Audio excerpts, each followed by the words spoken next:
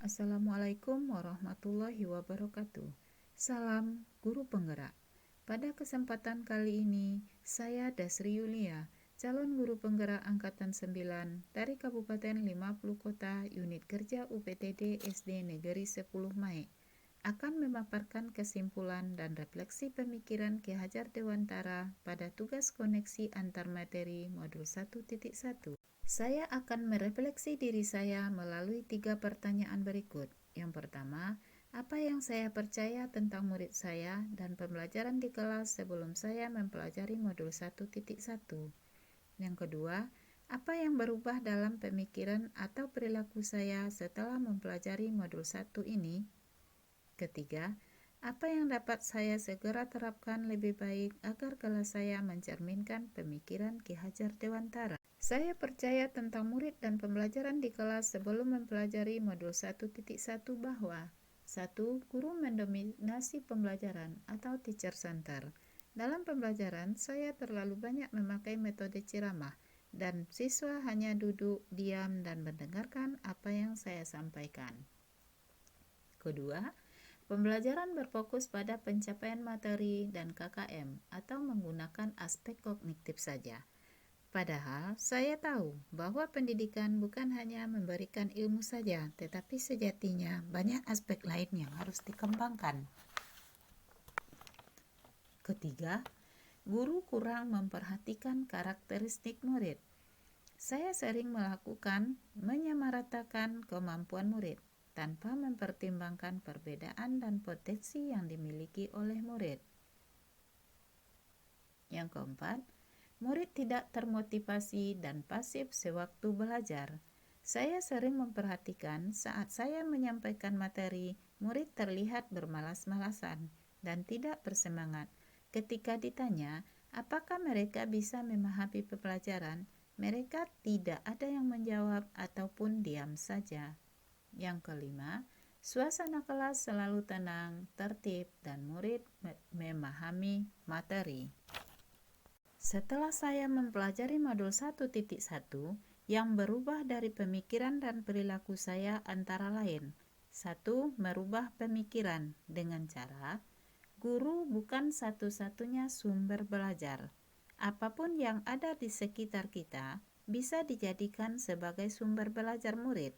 Murid bebas memilih sumber belajar apa dan dari mana mereka menggunakan untuk belajar. Tugas guru adalah menuntun dan mengarahkan mana yang baik dan mana yang kurang baik. Yang kedua, pembelajaran berpusat pada anak. Aktivitas dengan pembelajaran yang berpusat pada murid, murid akan menjadi lebih aktif karena terlibat dalam pembelajaran, sehingga mereka dapat mengkontribusikan pengetahuannya. Yang ketiga, menghargai setiap karakteristik anak. Anak terlahir dengan kodrat yang berbeda. Setiap individu memiliki keunikan masing-masing.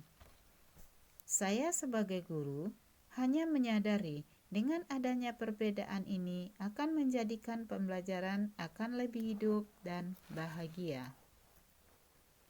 Setelah mempelajari modul 1.1, yang dapat berubah dengan perilaku saya adalah merangkai pembelajaran supaya lebih menarik agar murid termotivasi untuk belajar.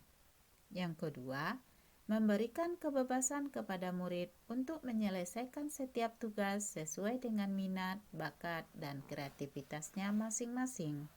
Yang ketiga, lebih memperhatikan bakat dan potensi yang dimiliki oleh murid.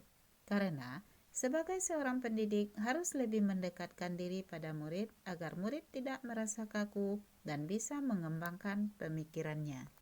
Agar kelas saya mencerminkan pemikiran Ki Hajar Dewantara, penerapan yang akan saya lakukan di kelas antara lain. 1. Merancang pembelajaran yang interaktif dan menyenangkan dengan melibatkan peserta didik. 2. Menerapkan pembelajaran berbasis kearifan lokal dan budaya setempat. Hal ini penting untuk diterapkan pada murid, mengingat perkembangan ilmu dan teknologi, murid kehilangan nilai-nilai budayanya. Di sini, saya sebagai seorang guru memberikan penerapan pada kehidupan sehari-hari sesuai dengan kearifan lokal budaya di daerah saya mengajar. Yang ketiga, menerapkan konsep belajar merdeka belajar dan mengintegrasikan setiap pembelajaran dengan pencapaian konsep profil pelajar Pancasila. Konsep merdeka belajar mengajarkan kita bagaimana seorang pendidik memberikan kebebasan kepada anak agar dapat berinteraksi dan bereksplorasi atas pengetahuannya agar mampu melahirkan ide-ide baru, kreatif, dan inovatif. Yang keempat, pembelajaran menggunakan aspek budi pekerti. Pembiasaan-pembiasaan baik akan selalu saya contohkan pada murid tentang bagaimana bersikap agar mereka memiliki pribadi yang lebih baik. Yang kelima, menerapkan sistem AMONG atau pendidikan yang menuntun, bukan menuntut. Yang keenam, pembelajaran sesuai dengan kodrat alam dan kodrat zaman.